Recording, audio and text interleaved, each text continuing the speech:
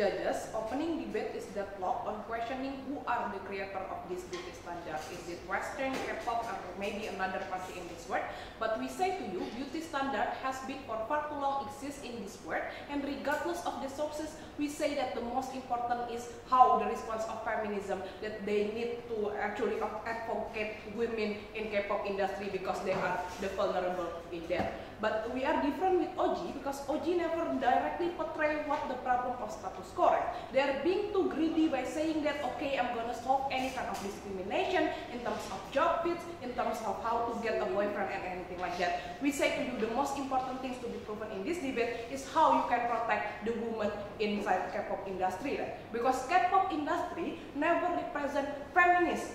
They are forcing them to do plastic surgery, for example, and doing any kind of public persona, and severely press women to be perfect, but even if as a human you cannot be perfect. Our steps in this debate, first let's agree with OG to be publicly declare our voice that we will not support K-pop industry, but it is not stop on that kind of level, because under our aggressive campaign, we are going to condemn them in any action that they have done. Moreover, if this action in regards to the beauty standards or even banning or even make women being really hard in the status quo. But second, we also will consolidate our power by asking all of our members of feminism, like in another country or any kind of feminism as a whole, to support our campaign to shift the trend from the beauty friendly to the authentic friendly of K-pop industry. But also, it will run as well as another agenda of feminism, like protecting women in patriarchy, giving them education and anything. It will be still exist under our set of the house, and our campaign will be done temporarily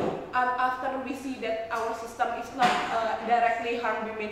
We say to you, we will turn into the common campaign, which is not that aggressive, right? In order for us to create the changes in all action that done by the K-pop industry. First argument in this debate, why K-pop industry is really evil. So this is your aim as feminists to advocate your woman there under two layers of reason. First, because the requirement of K-pop industry in order for you to opt into that industry is the most important is beauty, not talent, not capacity, meritocracy, and anything like that. It proves to you if you are a talented people that can sing or dance well, for example, but on the other hand there is a woman that less talented but beautiful, then this agency will choose another beautiful woman. It proves to you that the ability for you to actualize yourself as human agency and anything that try to bring is not exist in status quo right now, but it is exclusive in the K-pop industry, because see in another industry like in Western industry they are already like progressively open for women in color, the existence of Rihanna, Ariana Grande, and other people proving to you these cases. But if they try to bring the idea of Kwasa and Jessie from Mamamoo, for example, who are existing in K-pop right now, two response of this case. First of all, there are only a little number of people, over 1 billion idols that forcibly doing and follow these standards. That is to say, there are just 2 of the lucky people who can do this kind of things. But second of all, the existence of Kwasa and Jessie currently is also because they already passed like a great struggle against the social stigma who directly condemn them in the past, these Ramadan chairs. That is to say, not everyone can do this kind of things, right? Because you need to have a really strong mentality and physically. Second argument why this K-pop is really toxic and evil, because they're emphasizing the idea of public persona, right? Which is they are limiting your expression as a talent and make you being really hypocritical to fake a lot in front of camera, for example, or even deciding who is your boyfriend. That is to say, this toxic public persona that being imposed towards this talent is actually a proven that K-pop industry is just that evil and really toxic, right? Or even sometimes woman is the one who don't want to do this, but due to a contract that you made under your irrationality, then you need to do this regardless of your consent. So it is really okay or even needed for these feminists to shift their focus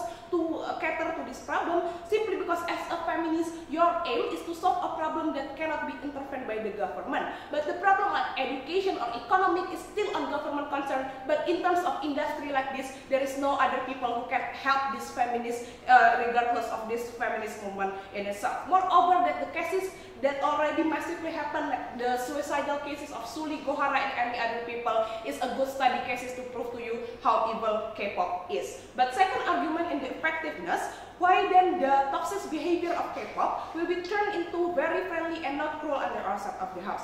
But before that, we need to clarify that both of bench in this debate should concede that actually women is getting harmed and it is guaranteed, right? So opposition cannot say that women currently is in the safe condition because that's exactly what is happening.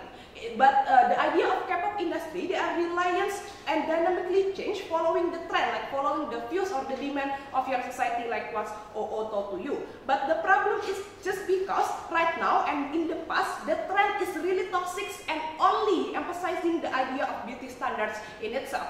What will be happening under our side of the house? We are going to create an exposure, that we are going to create an urgency in order for us to be noticed by this agency, and also to shift the trend under our side of the house to be authentic, friendly, so everyone or people, regardless of their beauty standards, they can enjoy and join in K-pop. But also, we are going to create a public image of this K-pop agency to be very bad, because when we condemn them and say the trash word, for example, then at the end of the day, this K-pop agency will have a bad image. We think it is something that they really don't want to be have, Mr. and Madam Chair. So under our side of the house, under two kind of likelihood, this kind of people will want to change their behavior into the friendly one simply because they don't want to be seen as an evil. But comparatively in their side of the house, by staying in status quo, like relying on the existence campaign, like the common campaign, who are really not aggressive.